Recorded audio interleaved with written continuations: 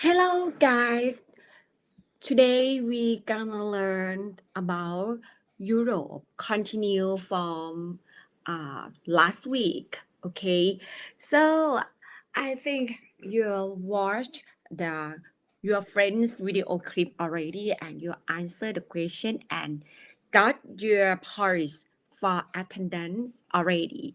Okay, for today is the last week of Europe continent and for the next week, Ajahn hope you use the study time for read the paper, look at the YouTube, look at the video clip, look at the paper and read your friend's report and presentation because we will have the midterm examination on the 8th week.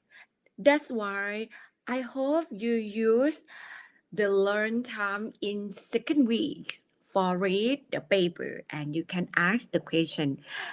That means today is the last class before midterm and for the next week, no class, no Google meeting.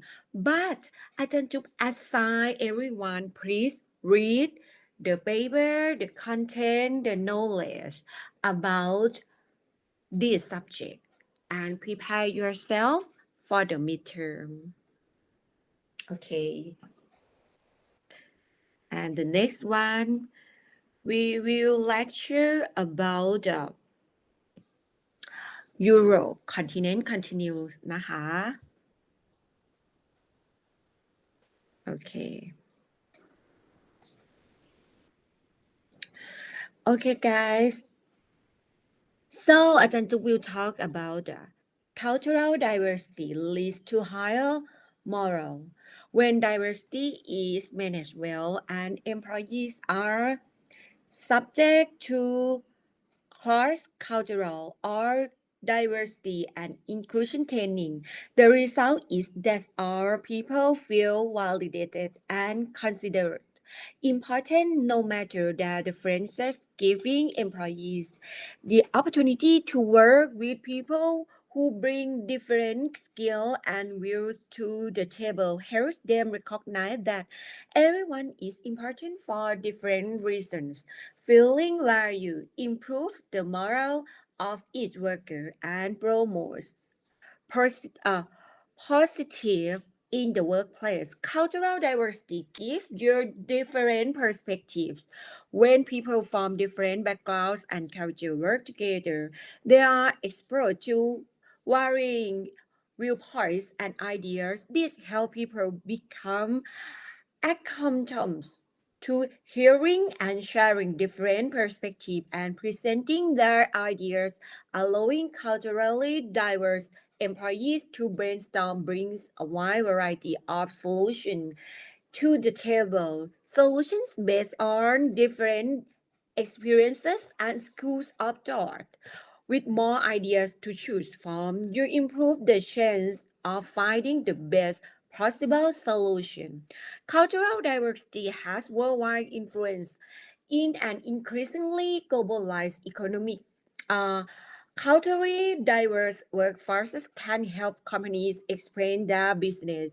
The ability to communicate effectively in different parts of the world is a key benefit as well as knowing how to create relationships and understand the cultural nuances and differences in doing business in foreign countries. With a workforce that understand this concept, you create the opportunity to effectively develop your business in a global market.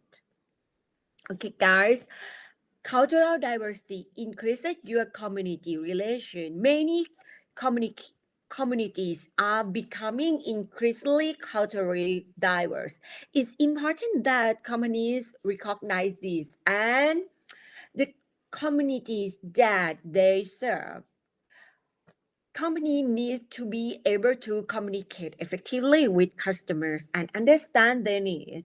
No matter their customers' language or culture, having people on staff who have the background and skills to do so are vital to an organization. Communities and customers also prefer to engage with those that employ people who are similar to them. For this reason, hiring and managing diverse cultures is an advantage in a competitive market space.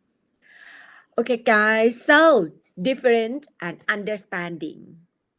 Culture has many definitions. Um, I want to conclude definition in this opportunity is that culture is our collective experience as a society and its impact on our reaction and decision making relative to everyday facts and circumstances.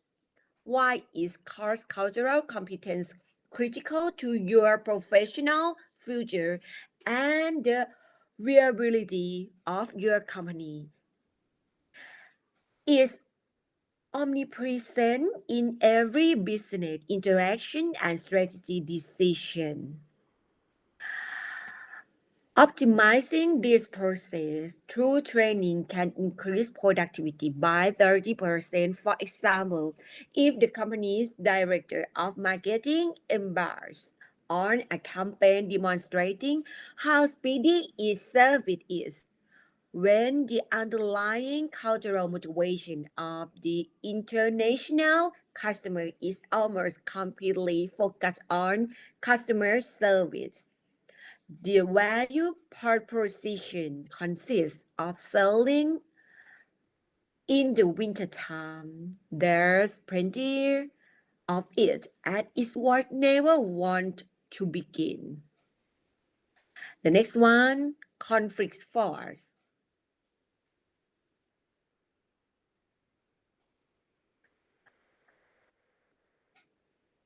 About conflict force. The lack of robust empirical evidence, a growing number of media reports attempt to link climate change to the ongoing violent conflict in Syria and other parts of the world, as well as to the migration crisis in Europe. Exploiting bilateral data on Islam seeking applications for 157 countries over the period 26 to 2015.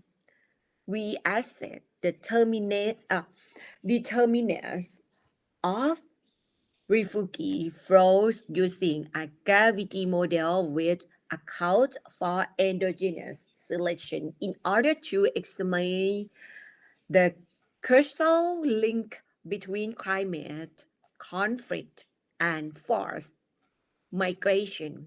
Our results indicate that climatic conditions, by affecting drought, severity, and the livelihoods of armed conflict, play a significant role as an explanatory factors for asylum seeking in the period 2011 to 2015.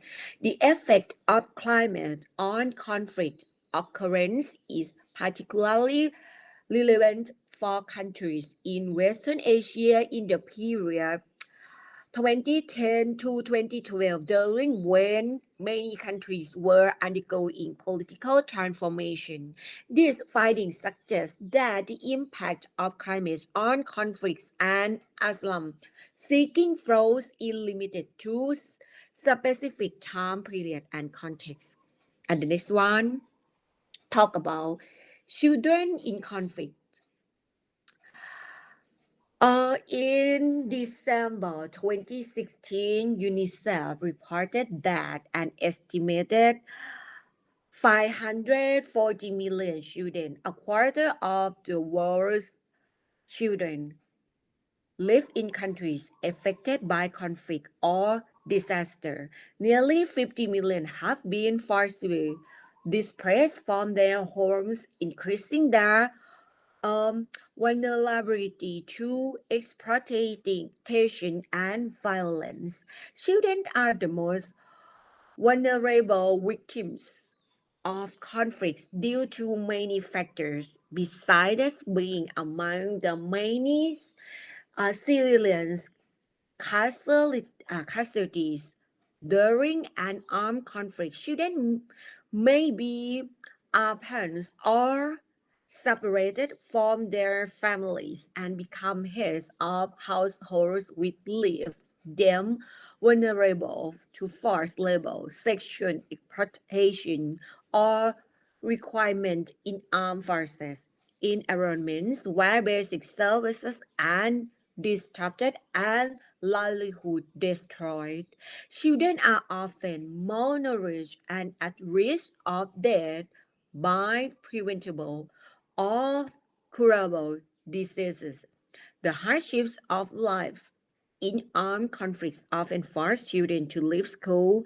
Many never return, even when conflict ends. Children who have experienced conflict must find ways to cope with their memories and distressing experience, which may well have long-term repercussions and affect their whole lives.